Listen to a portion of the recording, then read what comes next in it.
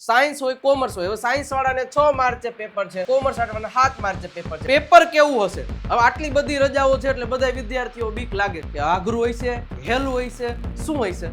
મુદ્દાઓ આપણે one by one સમજશું. પહેલા કયો સેક્શન લખવું, ગ્રામરમાં પૂરા માર્ક્સ કેવી રીતે લાવવા, શોર્ટ નોટ અથવા તો એસે કેવી રીતે યાદ રાખવા, આ 5 ભૂલો તો કરતા જ નહીં પેપર લખતી વખતે, એમાં ખાસ કરીને અંગ્રેજીનું, નહીતર માર્ક્સ ફટાફટ ઉડવા માંડશે.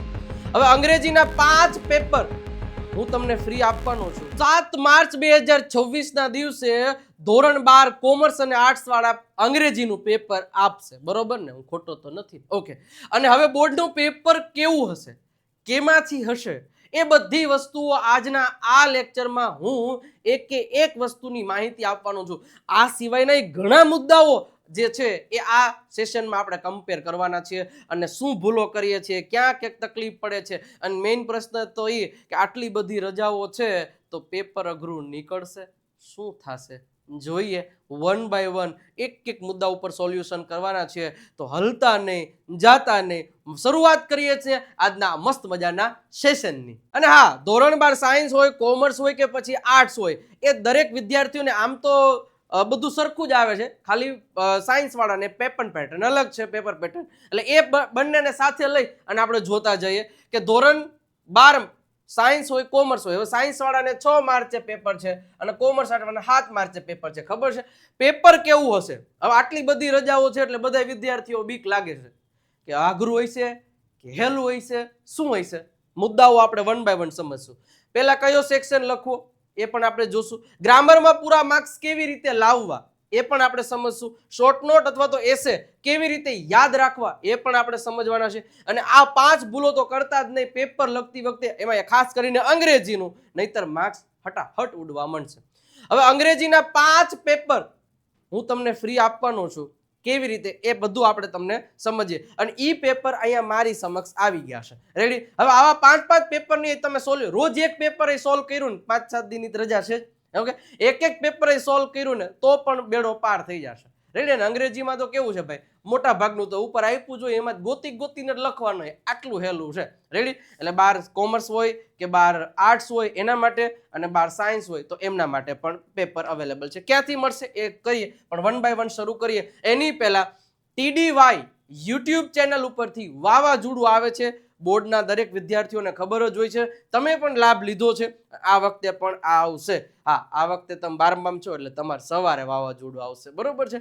10મા વાળાને રાતે આવે, તમારે સવારે આવશે, કારણ કે બપોરે પેપર હોય ને, એટલે સવારમાં તાજું કરીને ગયા હોય ફાયદો થાય. એટલે TDY યુટ્યુબ ચેનલ ઉપરથી ફ્રી રિવિઝન ક્લાસ હોય છે, એમાં પણ અંગ્રેજી હું જ કરાવવાનો છું, તો ખાસ એ ચેનલને પણ સબસ્ક્રાઇબ કરેલી રાખજો. અને હા, પેપરના આગલા દિવસે છે ને આપણે આખું રિવિઝન કરવાના છે, સંપૂર્ણ રિવિઝન. એ ધોરણ 12 સાયન્સ હોય, 12 કોમર્સ હોય કે આર્ટ્સ હોય, દરેકના અલગ અલગ સેશન્સ જ આવશે. ઓકે, એમાં MCQ 12મા વાળાને વધારે પડે તો એના ઉપર આપણે કામ કરીશું. ક્યાંથી માર્ક ન કપાય એ બધું ધ્યાન રાખીને આપણે બધું આખું આ સેશનમાં બધું લેવાના છે. એટલે એની ચિંતા ન કરતા, બરોબર? એટલા માટે આ ચેનલને સબસ્ક્રાઇબ કરી દો. વિજય નાકિયા નામની ચેનલ કરી દો ને યાર, સબસ્ક્રાઇબનું બટન આટલું નહીં દબાઈ દો. ઓકે, ચલો આગળ વધીએ. હવે પેપર તો કેવું હશે ભાઈ, હાર્ડ હશે કે પછી ઈઝી હશે? હવે આ પ્રશ્ન વિદ્યાર્થીઓને એટલા માટે છે કે આટલા બધા દિવસોની રજા છે ને એટલા માટે. હવે મને એક વાત કહો કે અંગ્રેજીનું પેપર કાઢીને હાર્ડ તો શું કાઢી શકે? મને કહો. એક શોર્ટ નોટ હાર્ડ કરી શકે, એક એસે હાર્ડ કરી શકે, બાકી શું કરી શકે? હા, ન્યૂઝપેપર ક્લિપ છે એ થોડુંક વધારે, પણ ગમે હોય આપણને મુદ્દાઓ કઈ રીતના લખવાના એ તો આરામથી લખી શકો. અને હા, પેરેગ્રાફ ઉપરથી પ્રશ્નોનો જવાબ છે એ તો હું અઘરું કાઢી શું કરી લે, જવાબ તો એમાં જ આપેલા જ છે. તો આવું તો કેટલું છે, હે? સિમ્પલ છે, કાંઈ નથી. અને ફંક્શનમાં હાર્ડ કરીને શું કરે? 2-4 હાર્ડ કરી શકે, બધાય તો હાર્ડ ના જ કરી શકે. અને પહેલા તો according to me paper will be easy. ચિંતા ન કરો, પેપર ઇઝી જશે, હાર્ડ નહીં હોય. આટલા બધા દિવસની રજા છે તો એમાં તમારો વાંક નથી, એમાં એ લોકોનો વાંક છે કે વચ્ચે ઓલું મૂકી દીધું હતું, શું કહેવાય, પેપર છેલ્લે લઈ ગયા, એટલે એ કઈ તમારે ચિંતા કરવાની જરૂર છે નહીં. એટલે પેપર તો ઇઝી જશે, ચિંતા કરવાની જરૂર નથી. પેલો મુદ્દો કેન્સલ થઈ ગયો. ઓકે. અને હા, વિજય નાકે યુટ્યુબ ચેનલ પરથી પેપરના આગલા દિવસે બધું જ ફ્રી રિવિઝન કરવામાં છે, આવશે, તો ચિંતા શું કામ કરો? સબસ્ક્રાઇબનું બટન દબાઈ દો ને યાર. ઓકે, હવે પેલા કયો સેક્શન લખવો? હવે જુઓ, હવે તમારે આ 12 કોમર્સ વાળાને ધ્યાનમાં રાખીને કીધું છે, હા, સાયન્સ વાળાને સેક્શન 4 આવે છે, તમને ખબર જ છે. પણ આમ તો બધું સરખું જ છે, મોટું કા જાજુ ફેર નથી. જો હવે 12 કોમર્સ અને આર્ટ્સ વાળાને સેક્શન એ 18 માર્કનો હોય છે. ફંક્શન, ટ્રુ ફોલ્સ અને વોકેબ્યુલરી હોય છે. ઓકે, મેઇન ટેક્સ્ટમાંથી હોય છે. સેક્શન બી પેરેગ્રાફ પરથી પ્રશ્નોના જવાબ હોય છે. સેક્શન સી પાછો પેરેગ્રાફ ઉપરથી પ્રશ્નોના જવાબ હોય છે, જે લેપિંગમાંથી વધારે પડતું હોય છે. ઓકે, અને આ છે એ તમારી મેઇન ટેક્સ્ટમાંથી વધારે હોય. અને 19 માર્કનું ગ્રામર હોય છે, એમાં એ ફંક્શન, હા 19 માર્કનું આમાં ગ્રામર હોય છે, એમાં આમાંય હોય છે. એ ગ્રામર જ થયું ને, ફંક્શન મતલબ એ પ્રમાણેનું થયું, આમ તમે જુઓ તો. ઓકે, અને આમાં તમને change the text, change the voice કે જે કાંઈ પણ ગ્રામેટિકલી કે બધું. પછી રાઇટિંગ સેક્શન. હવે રાઇટિંગ સેક્શન છે એમાં વધારે માર્ક્સ કપાય છે, પણ ચિંતા ન કરો, બધી વસ્તુ તમને આપી દે. હવે પહેલો પ્રશ્ન કે કયો સેક્શન લખવો. હવે તમે એક તો બોર્ડનું પેપર આપીને આવ્યા છો, એટલે તમને ખબર જ છે કે કયો સેક્શન બદલાવી શકાય. હા, બદલાવી શકાય, નો ડાઉટ તમે બદલાવી શકો. તમારે પહેલા સેક્શન એ લખવો છે તો તમે પહેલા સેક્શન એ લખી શકો. બી લખવો છે લખી શકો. સી લખવો છે લખી શકો. ડી લખવો છે લખી શકો. ઈ લખવો છે તો પણ તમે લખી શકો.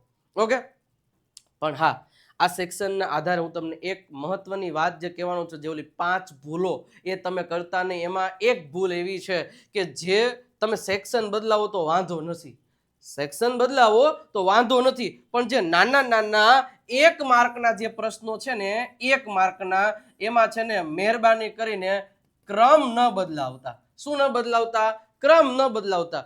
શું ફેર પડશે ક્રમ બદલાવશો તો? સાચું લખ્યું હોય છે તોય માર્ક્સ તમારા કપાશે જો તમે ક્રમ બદલાવશો તો. કેવી રીતે એ હું તમને ઓલી 5 ભૂલો છે ને એમાંની એક ભૂલ છે ને મસ્ત રીતે એક્સપ્લેન કરવાનો છું. તે 5 ભૂલો તો ભૂલતા જ નહીં. ઓકે, હવે આમાંથી તમને માની લો કે મને પહેલા સેક્શન ડી લખવો છે, તો ખાસ તમારે પહેલા હેડિંગ બાંધવાનું, સેક્શન ડી આખું લખો ને, મેં ભલે અને મસ્ત હેડિંગ બાંધી આવું લખવાનું સેક્શન ડી, પછી ક્રમ વાઇઝ તમારે આન્સર આપવાનું શરૂ કરવાનું રહેશે. તો આ એક વસ્તુ ધ્યાન રાખજો. તમે ગમે તે સેક્શન પહેલા લખો, પણ મારી સલાહ માનો તો સેક્શન એ થી ને ચાલુ કરાય ભાઈ. Section B, section C, section D, section E. માની લો સેક્શન એ માં મને 2-4 પ્રશ્ન નથી આવડતા, તો હું એની અત્યારે મને લો 8મો પ્રશ્ન નથી આવડતો, 9મો નથી આવડતો, 11મો, અરે હું એની જગ્યા મૂકી દઈશ ને અત્યારે, છેલ્લે હું પાછું લખીશ ને. બરોબર છે, જે આવડે છે હું પહેલા લખીશ. અને પહેલા હંમેશા એક જ વસ્તુ યાદ રાખવાનું કે કોઈ પ્રશ્ન ઉપર તમે સ્ટક થાવ છો, વિચારવું વધારે પડે છે, તો હું તમને એક મહત્વની વાત કહું છું કે એને બહુ જાજુ નહીં વિચારો. હા, 1 મિનિટ વિચારો તો ઠીક છે, પછી એને ત્યારે એને શું કહેવાનું, સ્ટોપ કરી દેવાનું. નેક્સ્ટ આવડે છે એ લખવા માંડો પહેલા, પછી નથી આવડતું એને તમારે 1 બાય 1 શરૂ કરવાનું રહેશે. ઓકે, એટલે ગમે સેક્શન તમે ગમે ત્યાંથી શરૂ કરી શકો છો. ઓકે, હવે જે 23 માર્ચ સુધીમાં તમારા પેપર્સ પૂરા થઈ જશે અને 23 માર્ચથી mega live spoken English series ફ્રીમાં આપણી આ યુટ્યુબ ચેનલ ઉપરથી દરરોજ સાંજે 9 વાગે કરવામાં આવશે, આપણી આ ચેનલ. અને હા, આપણી બીજી ચેનલ છે ગુરુ ઓફ ગુજ્જુ, જેમાં પણ ઘણા બધા વિદ્યાર્થીઓ ઓલરેડી 40-42 હજાર લોકો જોડાઈ ગયા, તો સબસ્ક્રાઇબ એને કરી દેજો, કારણ કે આ ચેનલમાં પણ તમને પ્રેક્ટિસ અને આ ચેનલમાં એક્સપ્લેનેશન કોમ્બો આવશે. અને હા, ખાસ મહત્વની વાત, 12 કોમર્સ હોય કે આર્ટ્સ હોય કે સાયન્સ હોય, જેવા તમે આગળ જાશો એટલે બધું અંગ્રેજીમાં આવશે.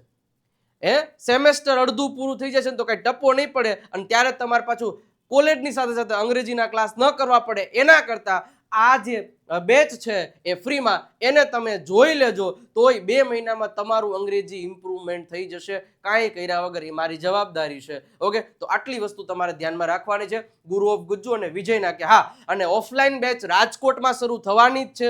તમને એડ્રેસ ને બધું ડિસ્ક્રિપ્શનમાં આપેલું છે, ત્યાંથી પણ તમે જોડાઈ શકો છો. ઓકે, તો આટલી વસ્તુ ધ્યાન રાખજો. 2 ચેનલને સબસ્ક્રાઇબ કરી દેજો, કરી દો અત્યારે જ. ઓકે, હવે આગળ વધીએ. પહેલા કયો સેક્શન લખવું એ મેં તમને વાત કરી દીધી કે ભાઈ પહેલા તમને જે સેક્શનમાં વધારે આવડે છે એ સેક્શનથી સ્ટાર્ટ કરી શકો, પણ મારી સલાહ પહેલો સેક્શન એ, પછી બી, પછી સી, પછી ડી અને પછી ઈ, અને સાયન્સ વાળાને ડી. રેડી? તો આટલી વસ્તુ ધ્યાન રાખવાની, તમે એ પ્રમાણે લખી શકો છો. ઓકે, હવે ગ્રામરમાં પૂરા માર્ક્સ કેવી રીતે લાવવા, ખાસ એક વસ્તુ યાદ રાખજો. આમ તો સેક્શન એ અને ડી મેં ફંક્શન એ ગણી લીધા છે, હું તો એને ગ્રામરમાં જ સમજુ છું, કારણ કે એમાં તમને એટલી તો ખબર પડવી જોઈએ ને કે ભાઈ આમાં યુઝ ટુ આવે છે તો પાસ્ટ હેબિટ આવે. તો એ ગ્રામરનો જ પોર્શન, હું તો એવું જ માનું છું. એટલે આમ તમે જો સેક્શન એ અને સેક્શન ડી માં ટોટલ સેક્શન એ માં 11 અને સેક્શન ડી માં મતલબ કે 19 માર્ક જેવું થઈને આટલા માર્ક્સ ગ્રામરના છે. તો પૂરા માર્ક્સ લેવા માટે હું તમને એક વસ્તુ કહું કે આ જે ફંક્શન્સ છે કે પછી ડાયરેક્ટ ઇનડાયરેક્ટ છે, ડુ એઝ ડાયરેક્ટેડ છે, એના મેં મસ્ત રીતેના સેશન્સ લીધેલા છે. હું તમને એક મહત્વની વાત સમજાવી દઉં. તમારે શું કરવાનું ખબર, હું કહું ને એટલું કરી લેશો ને તોય તમને જીવનમાં તકલીફ પડશે નહીં. જો જેવા યુટ્યુબ પર જશો ને એમાં વિજય નાટ્યા સર્ચ કરો, વિજય નાટ્યા સર્ચ કરો સાહેબ, 6,44,000 વિદ્યાર્થીઓ જોડાઈ ગયા છે ઓલરેડી. 6,44,000 3 વર્ષમાં 6,44,000. હવે એમાં તમને અહીંયા તમે જોશો ને તો પ્લે લિસ્ટ દેખાશે. જો આ ગયા વર્ષની 60 ડેઝની સ્પોકન ઇંગ્લિશ સિરીઝ હતી, 11 મહિના થયા. જો 4 લાખ વિદ્યાર્થીઓએ જોયેલા છે સેશન, અને હજી એ ચાલુ જ છે, જોવે જ છે. તો આવી જ રીતના લાઈવ સિરીઝ શરૂ થવાની છે, મજા આવશે ભણવાની. હવે પ્લે લિસ્ટમાં તમે જાશો, હવે પ્લે લિસ્ટમાં તમારે જવાનું છે. એમાં જો મિશન 95+, એ 12મા માટે લીધી છે. ડાયરેક્ટ ઇનડાયરેક્ટ સ્પીચ હોય, ગમે એ વસ્તુ, એ બધી વસ્તુઓ તમને આમાં સમજાવેલી છે. તો આ પ્લે લિસ્ટને તમે ખોલશો એટલે એમાં તમને બધા સેશન મળશે, બરોબર છે. 1 by 1 બધા સેશન મળવાના છે. ફંક્શન, શોર્ટકટ ટ્રી, પેરેગ્રાફ ઉપરથી પ્રશ્નોના જવાબ કેમ લખવા, કંજક્શન, મોસ્ટ આઈએમપી, પોએમ પરથી પ્રશ્નોના જવાબ કેમ લખવા, સૌથી મહત્વનો મુદ્દો કરી લેજો. 28,000 લોકોએ જોયેલો છે એ લેક્ચર, તો ખાસ જોઈ લેજો. આ પેરેગ્રાફ ઉપરથી પ્રશ્નોના જવાબ 4,27,000 લોકોએ, ફંક્શનનો 3,28,000 લોકોએ. તો શેની રાહ જુઓ છો યાર? મંડો જોવા સેશન્સ અને મંડો શોર્ટકટ્સ કરવા, વાર શેની લાગે યાર?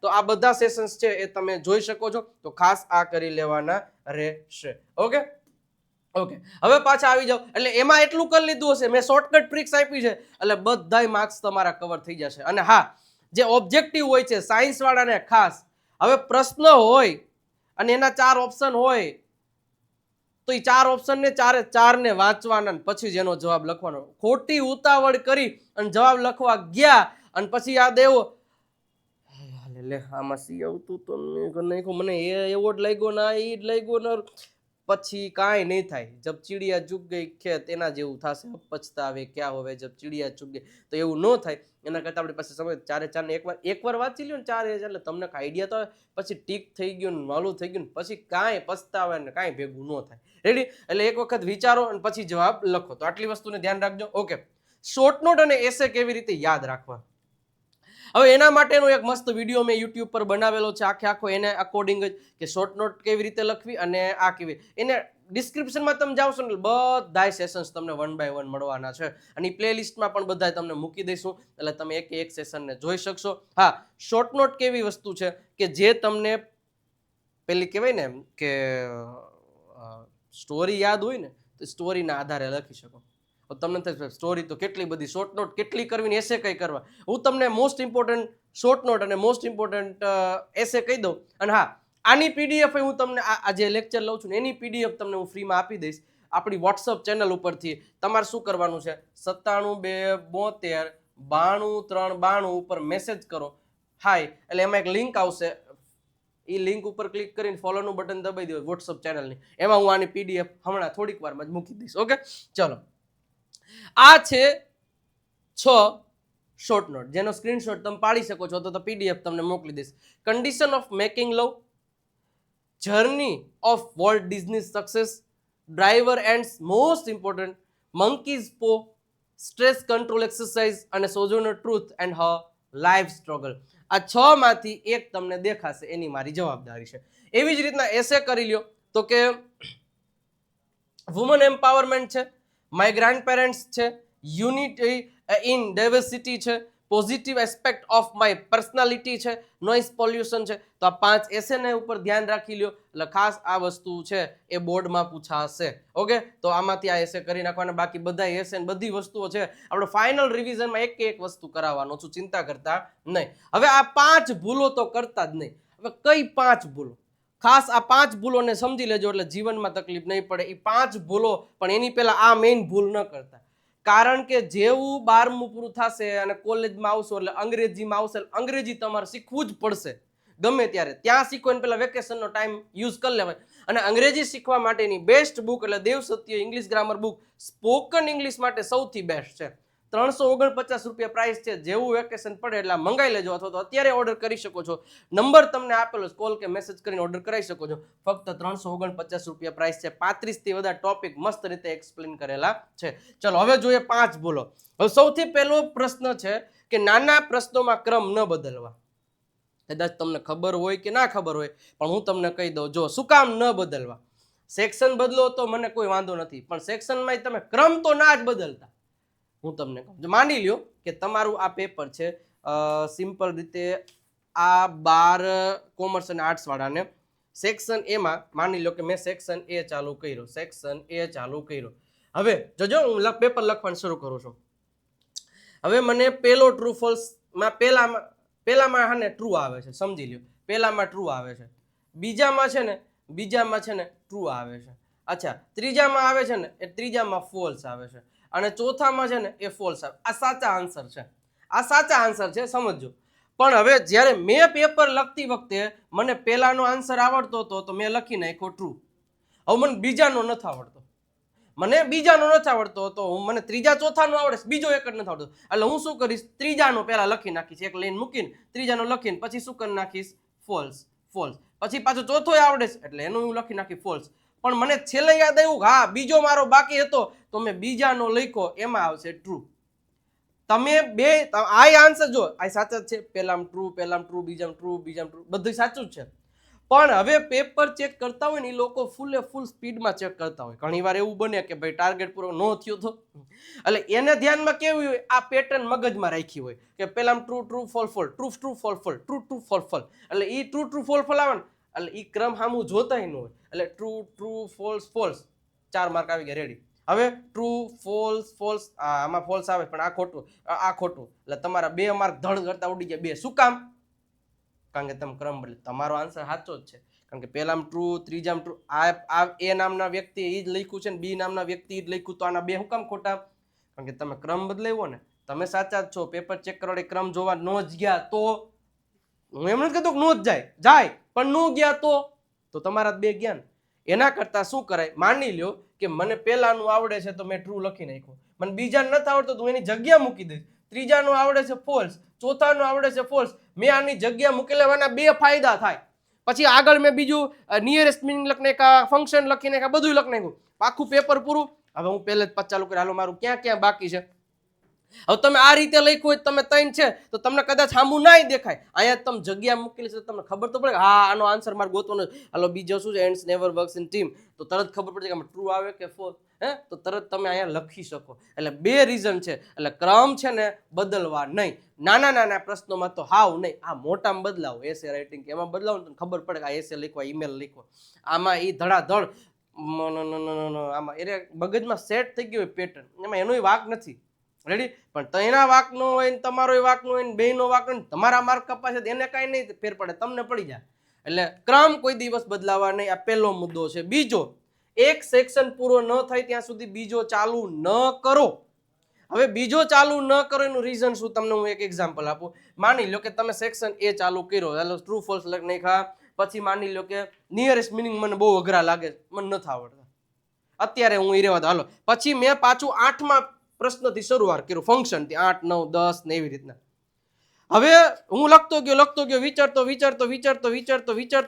વિચારતો માની લો કે હું 18મા પ્રશ્નનો અંડરલાઈન વાળો ક્વેશ્ચન આપી દીધો, અને પછી તો મારો એ સેક્શન તો પૂરો થઈ ગયો. હા, પણ આમ મારા 5, 6, 7મો પ્રશ્ન બાકી છે, એટલે હું શું કરીશ, સીધો સેક્શન બી ચાલુ કરી દઈશ. હંમેશા નવા પેજથી નવો સેક્શન ચાલુ કરવો, એના 2 ફાયદા થાય. માની લો કદાચ આવું કંઈક ભૂલાઈ ગયું, તમે ત્યાં વચ્ચે જગ્યા છે એડ તો કરી શકો.